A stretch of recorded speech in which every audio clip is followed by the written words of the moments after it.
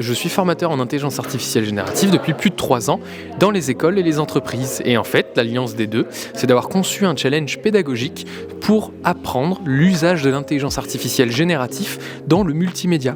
Donc si on part du principe que les étudiants sont capables de générer du texte, du son, des images, des vidéos, en fait, en mixant tout ça, on a des bandes annonces de cinéma du coup fictives et où en fait on va utiliser plus de 30 outils d'intelligence artificielle générative pour concevoir une bande annonce clé en main, une affiche de film et du coup, on va dire bluffer l'auditoire avec ce rendu-là. On a eu un projet qui tournait autour de l'IA et en n'utilisant que de l'IA, on a dû créer une bande-annonce. Il y avait vraiment de la compétition entre nous, il y avait vraiment le désir aussi de réaliser quelque chose de qualitatif. Il y avait surtout un peu d'appréhension parce que c'est des outils qu'on n'a jamais pu utiliser avant. Avoir eu l'occasion de les utiliser et surtout de manière variée, c'était vraiment une super expérience. On vient de passer 3 jours hyper intensifs sur le projet Cinemia. On était en groupe mélangé avec toute la promo et toutes les spé.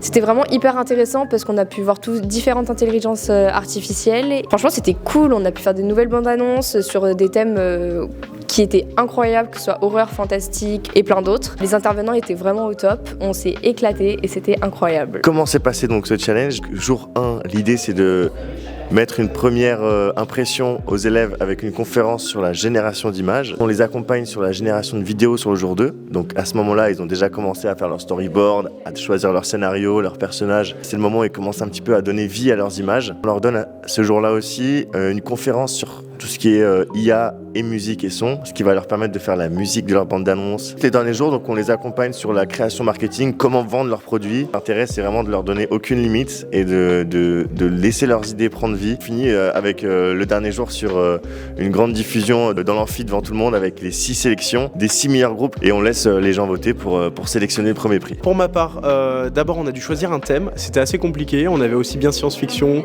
fantasy ou comédie musicale. Donc on est parti sur la science-fiction en se disant que c'était le thème où on pouvait le plus exprimer notre créativité. On est venu très rapidement à un thème où en fait on était dans un monde dystopique avec des bêtes démoniaques qui nous envahissaient. C'est bien de l'avoir en tête, mais après le mettre sur le papier plutôt sur l'ordinateur, c'était compliqué. Mais avec l'aide des intervenants qui étaient vraiment super attentifs, super à l'écoute et super investis, ça s'est bien passé. Très étonné mais surpris dans le bon sens du terme.